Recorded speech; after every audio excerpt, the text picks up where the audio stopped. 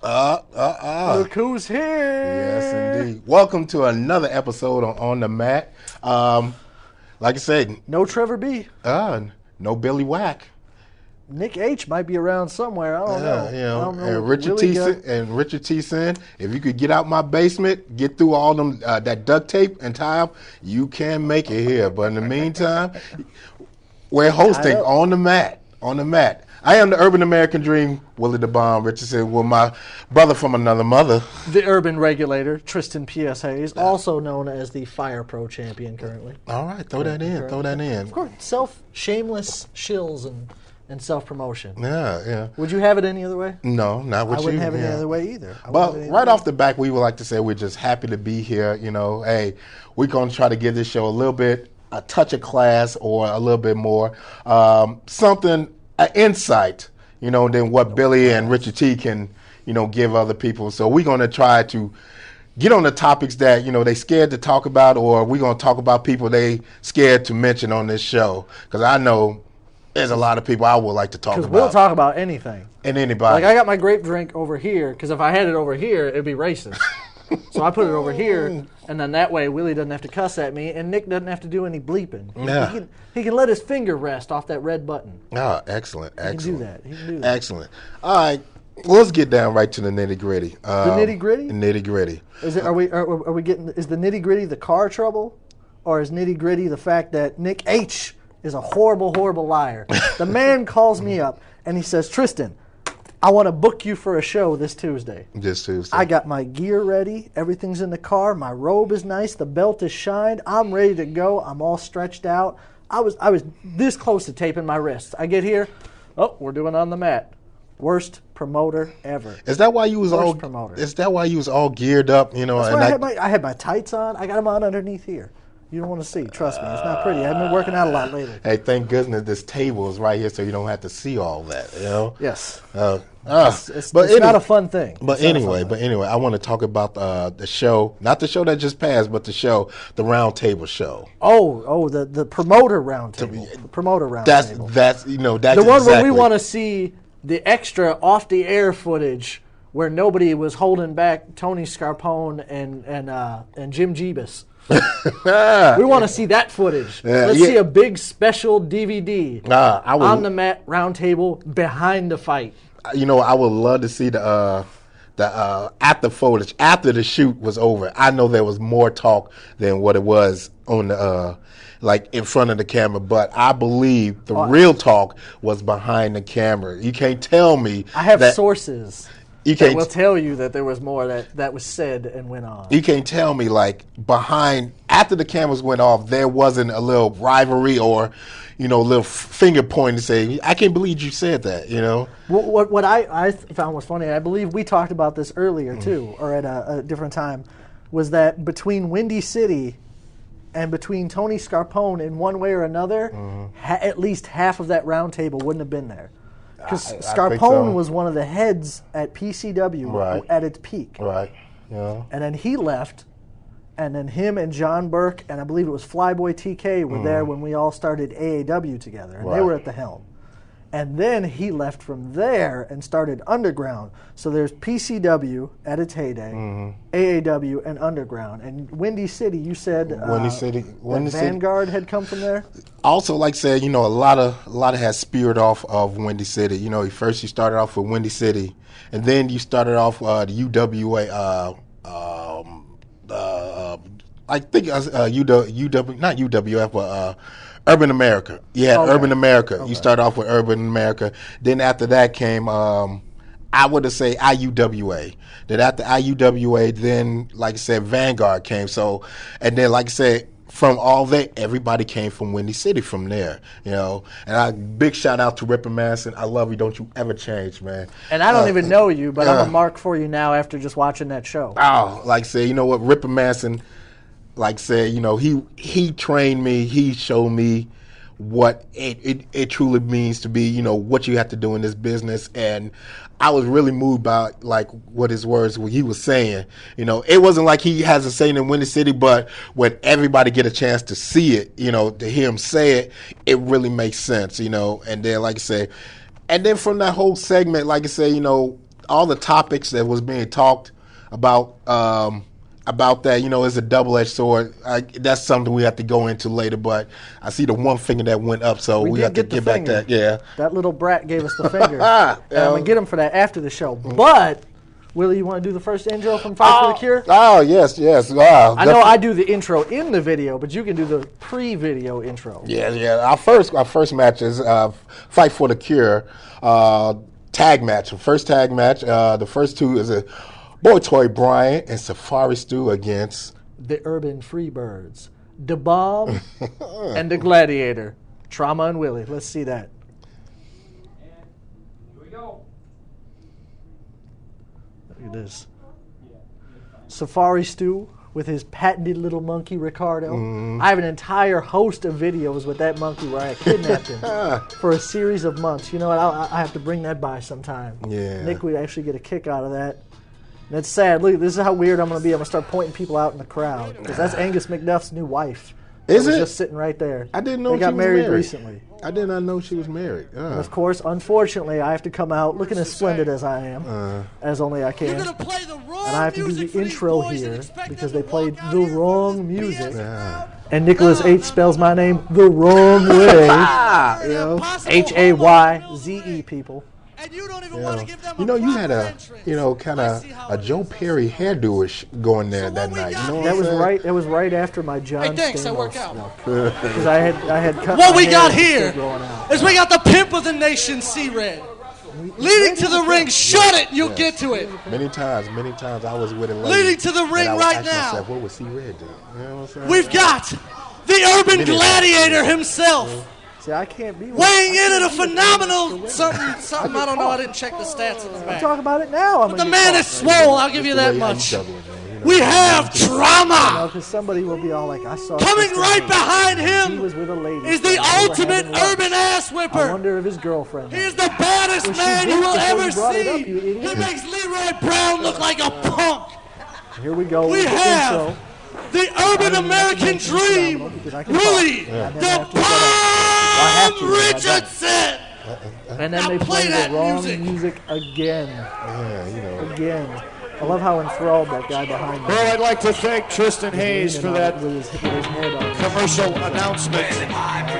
There's my son right there. And here they come. Team Cannon, Look at ladies these and animals gentlemen. coming out. Oh my goodness, yo. I had to jump out of the way from Red. Yeah, just to look at these guys, man, I'd be running towards the exit. You know, if there was one that night, because I noticed here, I mean, people they had in that locker room. Oh my goodness. See Red opens up his mouth and a cold front comes out. I need to get a grill. It would look so horrible on me. It would look out of place, wouldn't it? Not like the tiny little long-haired white guy doesn't look out of place with the large black guys anyway. Willie the Bomb with his urban American kilt on. Hey, you know, it's so funny, right? People still ask me, like, what is that you wearing? You know, Why is he wearing a skirt? yeah, It's why a is it- kilt. yeah, I have to go through the whole Piper thing. You know, it's not a skirt, it's In a reality, kilt. it's a American flag you tied around your waist, but the point of it is it's a kilt. Yeah. It's supposed to be a kilt. Well, like I said, maybe I get another one or something like that. I get a chance or something like that. Boy, if these guys only knew what was becoming of them, you know, that night. Oh my goodness. Well, these guys are, I'm going to be honest with you. If Nick Ace has to censor this, he can. I guarantee these two were high. I know these two way too well. I guarantee they had partaked in some party favors before the show. And Well, obviously, I guess we can knock it out of them, you know, because whatever it was. well, they're not in their right mind, which is probably the only way you can get them in the ring with the two of them. Yeah. As you can see, as we throw them off, shoot for the clothesline. Oh my goodness, and we take one ourselves. I like how lazy Boy Toy Bryan was. He didn't even run the ropes forward. He just stopped and turned around. I shouldn't even say lazy. I should admire his lack of athleticism because he's a good wrestler, despite the fact that he takes shortcuts. Yeah, you know, when was the last time Safari Stew was in a match? Unfortunately, it's been a long time. He injured his neck doing a Rana off the top rope. For people who might not know, that's a Hurricanrana. Scott Steiner made it famous from taking it from Japan to the U.S.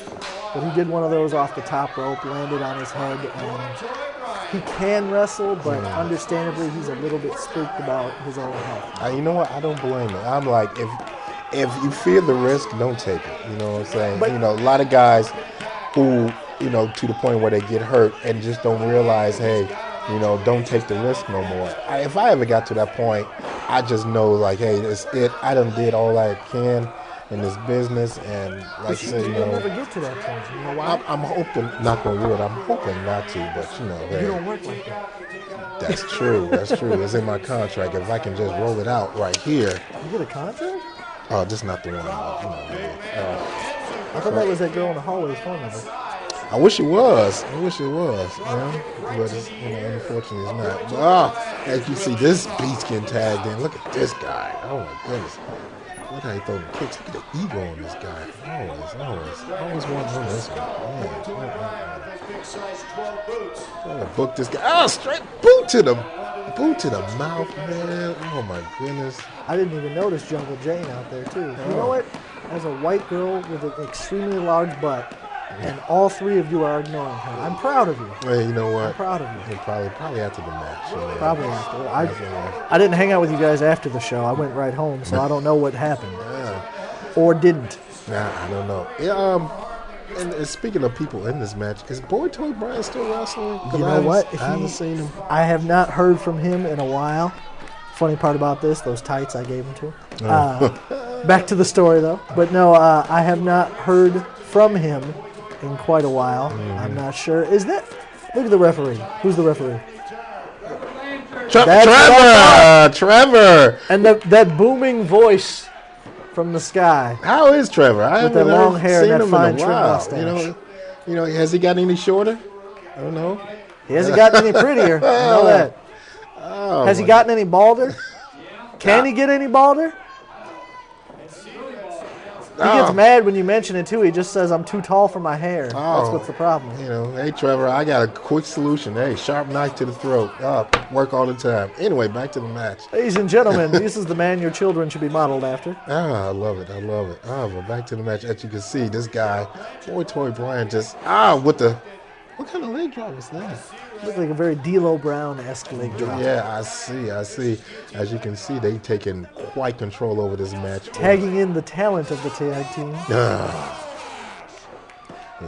Just jump all over that jabroni. Yeah, just have your way with him. You know what I'm saying? I used to have match after match after match and I could say that for about an hour with Safari Stu in AEW. Because we wrestled each other. The very first time we ever wrestled was in AEW. Right, yeah. And then it seemed like for the next 2 years after that, every other show at least. Right.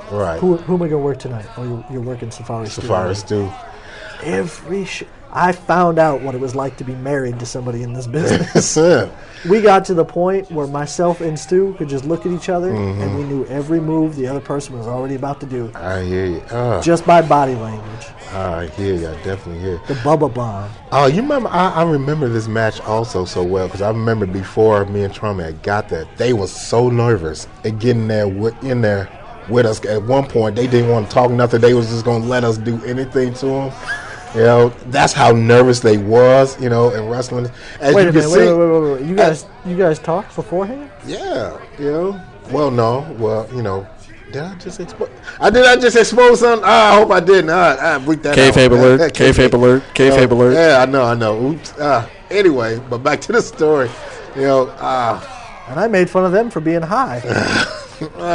Had to bleep that out. What was that whole minute of it? Anyway, though. But like I say, me and Trauma, we did everything we could, just to ground and pound these guys left and right. I don't know. It was one of those matches. Wait. Oh, there you go. I didn't know if that was going to be the pounce or the drop kick. That's the only reason I interrupted you. At this point, I wasn't even pouncing at that time. No, you pounced him at one point in this match. Did I? I was there. I remember. I had not yet fought Chase Richards, so I was still in my right mind. Oh, okay then. Okay. So to speak. Right. Okay then. I know what's coming next after this. Oh, yes. My ode to Shawn Michaels and Randy Savage. Yes. Ooh, yeah. And yet, Willie kicks his legs out, and it looks more like with that flamboyant Well, all I just missing is the blonde hair. That's all I wish I had. Jumping out there like a soul plane. Yeah, man. Horrible movie. Don't rent that. Yeah. Don't ever rent that. But wait until it comes out at Walmart in the $2.99 bin. Yeah. With WrestleManiac. No, get it just because of Monique on there. Yeah, anything with Monique on there. But get WrestleManiac. That's a horrible movie. That's great. You see them potatoes, baby? Potatoes. Potatoes, yeah. Willie, why don't you tell the story while we're watching this match about our favorite potato? Which one? There's so many. MEW, Tristin Hayze and Willie the Bomb Richardson. Richardson. Hello, Satan Twister. Had to get that out of here. Tristin Hayze and Willie the Bomb Richardson, as you see here, versus the MEW Tag Team Champions of the time. I don't even remember their full names. I know one of them was Twist, which is the one that's important, a.k.a. Jeff Kennedy. Willie told the boy, don't rush in on me. Don't rush in on me, because if I call for that potato... we can also give it away. We can tell this. We can tell this. It was the one move where he threw me into the corner. Because you can warn people. Yeah, he throws me into the corner, and he come rushing to me full blast. And I have this one move. It's just a right cock hand. It just comes across the mouth. So he canes it to me a little bit too fast. I don't even want to mention two words that were just said in that last sentence together. Okay. Just go ahead with the story. Okay. I understand. I can't repeat it, but I understand what you're saying. But, I cannot draw back, quick enough, for me to, I don't want to say light, but, don't want to damage somebody's retinal or mouth or eye socket or anything like that. What Willie's saying is he just wants to drop you on your butt. He doesn't want to knock your teeth out. Right. I don't want to partial, dental damage, anything. But, he came into me a little bit too swiftly and, it just kind of hurt him. I see what you're talking about at this point right here. It's getting set up. Yes, indeed. He get those into the corner, and that boy get pounced. I was up against the ropes that he hit, and let me tell you, it was all neck. There wasn't no shoulder, wasn't back. He didn't hit it with his leg or his side or his arm. It was all neck against the ropes. Oh, look at that. Now, I don't want to complain because we won the match, or I should say you guys won the match and the group as a whole, but wasn't Boy Toy under the ropes? Well, Richard T, we took your job as hosts. Trevor B, we took your job too. Placed you with some handsome gentlemen. Yeah, thank you. But now we have to referee our own matches too? Yeah, referee. Richard T, if you can get that square knot loosened, through the center B and that duct tape, you have time to make it, Richard T. To make it. You can make it, and I don't even have a watch, but I'm looking at my wrist. I'll look at it, and you'll believe it, too. Richard T. So I'm hoping you can make it. I'm hoping you can make it. But anyway, like I said, we're the host for tonight. We're the host with the most. Yes, indeed. We're the host for the show. And then, like I said, a topic before we, went into the match, we was talking about the round table. And there was one topic that I really want to talk to you about. You remember that one topic where they say it was talking about territories, how wrestlers cannot, don't like other wrestlers, working at other companies and stuff like that. Before I even say something, what's your take about that?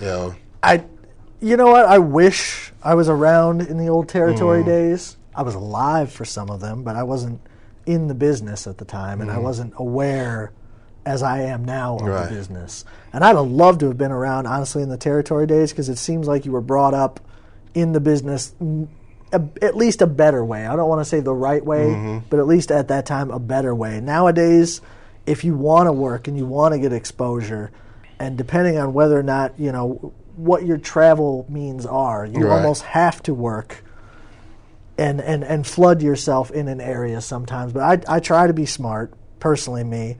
I'll try to work, if I'm going to work in several states, one company per state.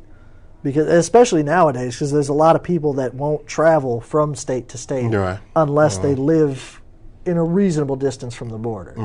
So I don't bury the fact that people flood themselves out there. But me personally, I do it my way. You do it your way. See what comes of it. See. Well, my thought about it, there's a promoter's look at it, and there's a wrestler way to look at it. Now, as for me as a wrestler, you know, to sign a contract to say I can't work anywhere else. You know, I can understand that from a promoter's point of view, but yeah, but at an indie level, I think that's foolish. You know what? To sign a contract like that, because to sign a contract like that, I must be guaranteed that if I'm gonna sign a contract just to work for you, every show must be productive. I must get a certain salary. You know, every time there shouldn't be a point where you come to me and say, well, you know, hey, the doors were short, because I'm based on my whole lifestyle. Well, not my lifestyle. I'm based on my whole work ethics. I'm putting it into your company. So you know what I'm saying? My bread and butter is coming from your company. If you're signing a contract and making a guarantee and a promise to them, at least financially, they should make one to you. Financially, that's what I'm saying. Financially and promoting wise, you know, I shouldn't be the one just to promote myself. If this company want me exclusive, this company should be out there promoting me. You know what I'm saying? Coming to see me every time. Which I believe Ripper Manson talked about. A little bit. You know, say like, okay, I shouldn't be the one to be up trying to promote a company to come see me, where the company should be promoting that company. The company should be out there promoting me so people to come see me. You know what I'm saying? Promote their stars. To get the appeal, right, get the draw, you know, and get you more work. And get me more work. Or the person in question. Or more people to come see me. You know what I'm saying? I remember PCW had a contract, and we both spent a little bit of time there. Me, much shorter than yours. I had signed a contract while I was hurt, and I was waiting for doctor's release to come back to wrestling because I had hurt myself. And right as I had signed it was when the big AAW PCW split had happened. Right. And I had just signed with AAW, and their provision in their contract, and I believe it was legally binding, if you break your contract before it's up, you can't wrestle in the state for a year. In the state. Otherwise, they can sue you. John Burke, thank you for making that contract disappear. And my time in AAW began. Well, I mean, like I say, you know, if you're putting all your stock into this one company, I mean, should a company like that, you know, you make your bread and butter, and a company that's making you a star, should it come to you every now and then and say, well, because of the circumstances, we can't run a show here. We can't run a show this month or a couple of months down the road. So where do that leaves you at? You know, where your company that you... Leaves you doing it all by yourself, as usual. But you, like you said, you know, where the promoters say, well, you can't work no other company, but yet we still come to you and say, well, you know, lack of building or insurance or something like that, we can't run the show this month. So where do that leave the wrestler? And, you know, at point. Well, we can come back to this in a minute, but let me cut you off for one quick second. And I'm going to do a little segue in the intro here. Since we're talking about promoters, I'll talk about my favorite promoter I've ever worked for. So the next match we got coming up for you, it's a one-on-one match. It's a good singles match. I believe it's from Fire Pro Wrestling. This would be Botch, a.k.a. the late, great, diehard Steve Zoke. Yes. Versus Chase the Face Richards. Chase the Face. Let's take us to the tape. All right. Yes, indeed. All right. You know what? I think I know exactly what this is. I believe, and if anybody should know, I should know. I believe this is the finals of the Baines Pride Memorial Tournament. This is the championship match. Chase Richards versus diehard Steve Zoke. I was in this tournament. Were you in this tournament? Yes, I was. I don't remember who I worked that night. I know I was there, though. I think in the entire history of Fire Pro, I've missed maybe 2 or 3 shows. They're coming up on fourth year. Are there plans to do Steve Stokes Memorial Tournament? You know what? I don't have the date, but the gentleman, and I don't know if he wants me to say his name out loud on television, so I'll just refer to him as the gentleman that took over for Steve Zoke in his passing. He plans to do a show in September dedicated to the memory of diehard Steve Zoke. Steve Zoke passed away in May 27th of last year. His funeral was May 31st, which was also the night of a scheduled Fire Pro show where we had Demolition come in. And I remember we had all talked about it. Let's not do the show. Right. You know, we'll give Demolition their money back and this and that. Steve Zoke's father, Bob Zoke, who is now a very big part of Fire Pro, actually came to us and said, nope, Steve would want it. I want the show to go on. Do the show. You know, I understand it'll be very hard. So actually that night, everybody, it didn't matter who wanted to be there. If you wanted to come and say something or do something or be on the show in some way, shape, or form, it was a pretty unique atmosphere and event. So, you know, it was emotional evening. It was emotional evening. Right. I remember personally, because during the entire ordeal, even from the moment I had found out, despite the fact that I knew it was coming, that Steve Zoke had passed away, even through the entire funeral, I really hadn't. I had my, you know, your breakdown moment when you cry. Hadn't had it. Ringside, doing the 10 bell, they start showing the tribute video. Finally lost it. That's when it came. Finally, I felt very inhuman until that moment. Right. You know? Because like I said, I was fortunate enough to wrestle Steven a couple of times and stuff like that. And like I say, Steve, you would be dearly, dearly missed. Extremely missed, you know. From, like you say, you know, from being a wrestler to being a pastor of his own church, stuff like that. He actually began in, I think it was 2006, Impact Christian Church in Maryville, Indiana, which is where you see it right there. You know, on Sunday mornings after they have their Saturday shows, they would move the ring off to the side. I remember those. And they would set up and they would have church. Sometimes Steve would even preach right there from the ring. Yeah. And you know what? I'll be honest with you. I've never been exactly what you would call a church-going person. Right. But Steve hit the mark with what he wanted to do. Right. Steve Zoke's plan for Impact Christian Church was to give you a church for the people who had either been burned by churches in the past or who just weren't like, church isn't my thing. Church isn't my thing. But was Steve a born-again Christian, or he was always like this? Nope. From his father was a Christian minister, and his grandfather was a Christian minister before him. Oh, so it was already in him. It's, you know, it was just third-generation minister, first-generation wrestler. Oh, okay then. You know, as you can see, you know, Stokes, you know, and Chase Richards, you know, locking it up. This is the finals of the. This is the finals. And tell them what they wrestling for, because this is another fallen wrestler. This you know, is that Bane they're wrestling for. Ward Doping. Yeah. Who had actually passed away about, I want to say 6-7 months before this. And myself and Steve Zoke, we used to have a lot of late night discussions where we would just talk about random stuff in wrestling and life in general. And I remember him coming to me one day and he says, I want to do a championship dedicated to Ward. Ward was Bane, which is the Bane's Pride Memorial title. Right. And he said, I want to do a memorial title in his name, but I want it to be kind of like a tough man thing. We collaborated on the look of the belt, the rules, the name, and all that, and came up with this. And it was the result of the Bane's Pride Memorial Tournament. I believe, Willie, you were in it. You might remember a little bit better. It was an 8-man tournament. 8-man, yeah. 8-man. Yes. Almost like a mini King of the Ring. You know, all in one night. They had their tournament, and this was the finals. Chase Richards and diehard Steve Zoke. Yeah, as you can see, you know, back and forth, you know, string, a lot of action. Yeah, Steve Zoke wasn't pretty in the ring, but he was effective. Yeah, he was effective. There's a reason his finishing move was called the concussion bomb, and it's not even a joke. I have puked green after taking that. That is not part of a wrestling angle. That's not, you know, me playing things up. I have walked to the back after being hit with it and puked green.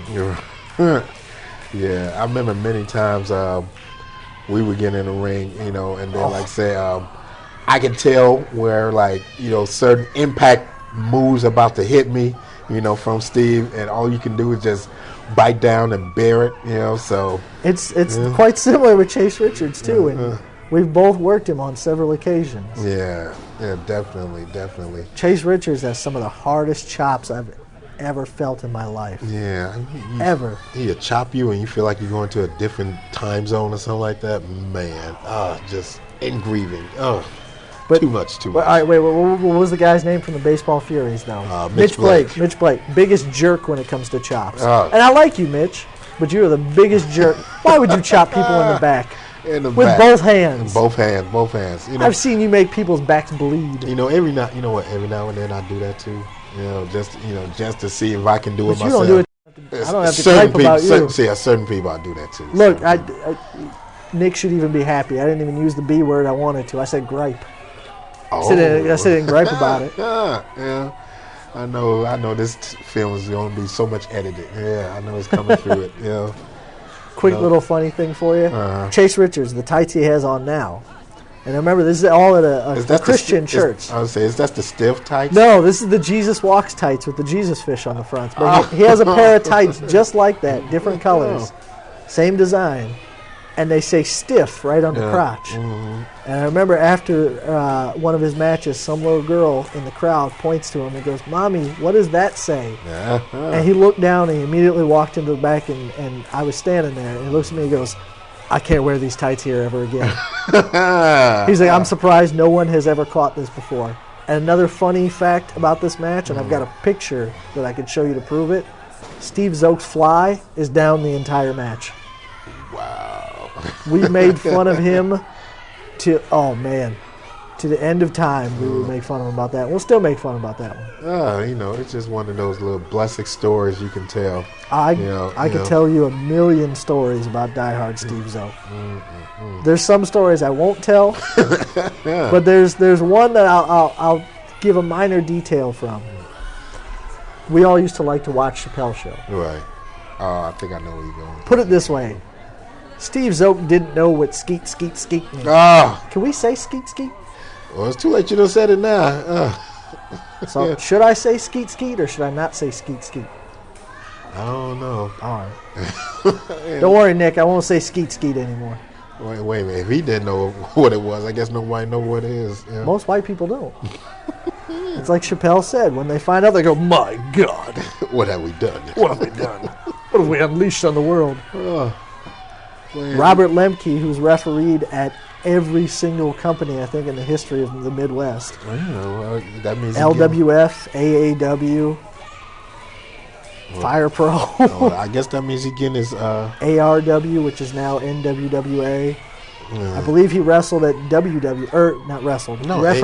WWA as well. ARW is now Dreamwave now. No. Dreamwave is run by Jay Repsol. Dreamwave actually has some money. Okay then. We won't get called. We can't make jokes? I got jokes. I can go with jokes for months. Woohoo! Back to the What's match. the difference between Ricky Strychnine and a cripple in a wheelchair? Don't go there. A cripple can draw a crowd. Hi-yo! Dun-it. Strychnine. Yeah, that's what I'm talking about. Ghetto Twin Powers activated, baby. Power of championship belts. Cool point. Anyway, back to the match. As you see, Die Hard is really taking over on Chase Richards. I don't think it's this Christian to be that violent, is it? Can you? Well, they always say they get their strength from the Lord, so I guess it is. Yeah. The power of Christ compels him to beat up another man? Beat up another person. I've heard some stories in the Bible before, but this is redunculous. If they don't get the strength, where else they going to get it? And what are they going to use it for? Steve Zoke in his Captain America gear with his fly down, beating up on Chase Richards. Look, he's supposed to be a minister and set an example for these children. He's beating up a man with taped up ribs. How dare you? Well, it's just, But that's all right. Chase Richards slaps him back. It was just one of those things that, that it compelled him in this move, in this match. So, that's how it goes. Steve Zoke was a funny guy, though, anyways. He could make you laugh while he was beating the crap out of you. Yeah. Or you can make him laugh while you beat him. Yes. Yes. It was always like that. As you can see, both men are down. This is what we would call the double down. Or I think it might have been. I don't know if Lemke was administering the 10 count. If you will, baby. If you will. You won't see no flippity floppities or no Harry Cole Rondas, as Willie's daddy would say in this match. But you get a pretty good power slam. Yes, that's one thing he wasn't shabby about, boy. Them power moves. He can put it on you anytime. The Kevin Nash of Fire Pro Wrestling. Yeah. 5 big power moves, and then he'll just pound the crap out of you the rest of the time. Yeah, but the best thing, he never got hurt, though. Very rarely. Yeah. Very rarely would I ever even hear him complain about being sore. Right. Either he wasn't a complainer, and he was sore, or he was just tough as nails. I could see it either way because I don't see him as a complainer either. Yeah, I go with the tough as nails. I'll say a little bit of column A, a little bit of column B. Yeah. It doesn't matter how tough you are. I don't care what company, where you're at in the business, you got to get sore. Yeah, definitely. Yeah, as you see the go around, switch over. All right, I guess there was a little flippity-floppity. Trying to get in position where he's supposed to, and down goes Steve. Die Hard. You see Chase Richards making his comeback. See, now this is where we have our double down, as they call it in the business. I thought we already had that. I thought we did too, but now they're actually staying down while Lemke's counting. Yeah, you know what? This was a hard-fought tournament. Yeah, I remember everybody. Who did you fight in this tournament, Willie? Wow. Old age is setting in, ladies and gentlemen. I know the first round, I can't remember who I won, but the second round I wrestled Steve, and I lost to Steve.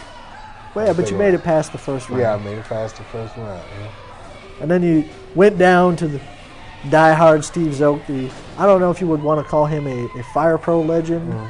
Yeah, or as well. A legendary figure in the Midwest, or at least Illinois and Indiana. Well, I want to call them all that then. We could.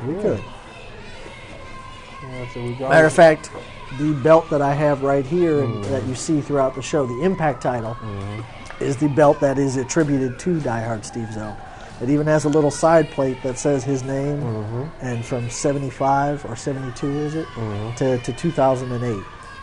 So is this the actual Fight Pro heavyweight title? This is the actual. It's not defined as the heavyweight title, but it is the Fire Pro top tier #1 title. No kidding. That's what it is, and it's called the Impact title because it combines below his family. Right. Steve Zoke, his family was the #1 thing to him. But after his family, wrestling and his church were the two things that he loved the most, and I'm proud to actually say that I am the man that named this belt. Right. And I'm also proud to say that I came up with the design for it. So name all the belts in Fire Pro. Fire Pro right now, if you go from top to bottom, there's the Fire Pro Impact title, which I'm very proud and privileged to have at the moment. All right. There is the Bane's Pride title, which is the Tough Man title. That is our version of the Intercontinental or U.S. title, as it will. And that is held by actually rookie Stonehand Slater Wallace, who just recently beat Dave Allen one-on-one for that belt. And I guarantee Chase Richards just landed on his head right there. It's a choke slam. It's hard not to do. I can't do it. There is the Fire Pro Tag Team titles, which have been held now for, I want to say, about 7 to 8 months now by Rojas and Hadley. They're the Uprising. Very good tag team, very amusing. And then there is the Fire Pro Hard Target title, which used to be the Cruiserweight title. Right. And it was a 24/7 rule. Right. And I really don't know. That one, people go after it on such a regular basis because and I don't want to see that it's diminished in its value, but it changes hands so much because people are always sideswiping people and taking it. I don't know who the champion is right now. Right. Yeah. I don't. I think the Hard Target champion might be Kenny Courageous right now. It just have to be something you have to look into. You know what? I can't remember every detail. I can remember most of them. I can't remember everything. Going back to the well with the choke slam. Here we go. Chase Richards, his go-to-sleep finisher. Go-to-sleep. Which I have felt on many occasions, and there it is right there. Say, who was the thief? Who stole it first? Punk or him? Which one? I don't know. Well, I think Punk stole it. But in Chase Richards' defense, which I don't do very often, he didn't steal it from Punk. Okay. He's a very big fan of the Japanese style and Japanese wrestling. So he took it from, was it Kenta Kobashi? That does the go-to-sleep? I believe it's Kenta Kobashi. And if you ever get to check it out, look up Kenta Kobashi versus Samoa Joe, because he just beats the ever-loving crap out of Samoa Joe. It's actually funny to watch.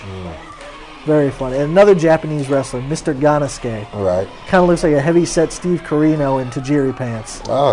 Is that a pedigree? Yes, it looked like Steve is a big Triple H fan. Well, both of them ran stuff behind the scenes.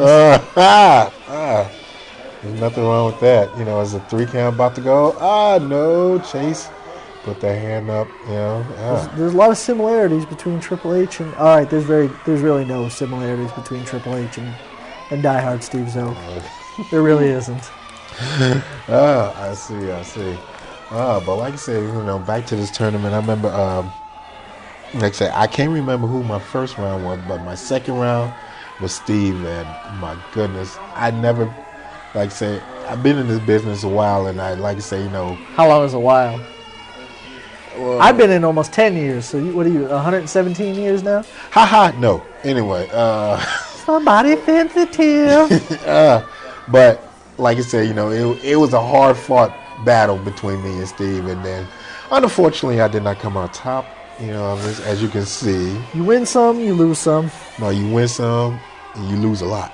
You might lose a lot. I don't know about you. I'm the one with the belt here.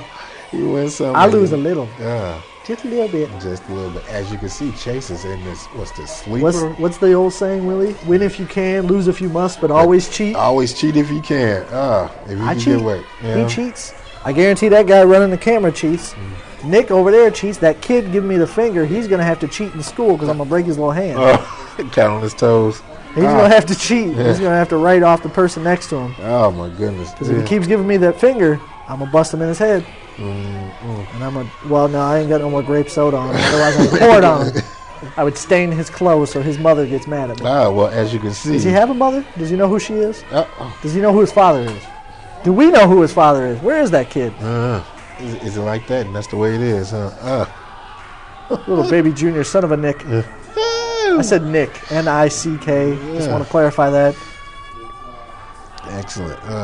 Just like when I use my ghetto pass, I don't put the girl on it. The girl. I didn't put the D before the N-I-C-K. That doesn't even spell right, does it? D-N-I-C-K. I guess we'd have to just start taking letters out. This is the longest master lock I have seen. Is that what this is? In the 'Cause history I of thought it was he's a Christian minister. He's not Catholic, so it's got to be a wrestling move. I thought it was just a very long sleeper. Oh, wait, hold up. 2. Oh, that was close. I thought it was a very long sleeper hole, you know. See, I got to act surprised. I remember how this turned out. I was a part of it. I challenged the winner of it many times for the title. And lost, unfortunately. 1, 2, 3. There you go. There's your 3 count right there. Chase to face Richards. The first ever Baines Pride Memorial Champion. And he held it, to his credit, for an entire year. Because every year when the Baines Pride Memorial Tournament comes up, the title is held up, and the champion instantly gets a first-round match. Oh, okay. First round, guess what happened, though? Wow. Chase Richards lost to Tristan Hayze. You can go find out how. Right. Yeah. I'm not going to say how he lost to me. In other But words, in the record books. In other words, buy the DVD. Yes, buy the DVD. Buy the Fire DVD. Pro DVD. You know what? Go to my MySpace. I can sell you any of them. I have the entire history of Fire Pro. Every bit. I'll sell you anything. I'll sell you Willie's DVDs. I get my hands on them. I will.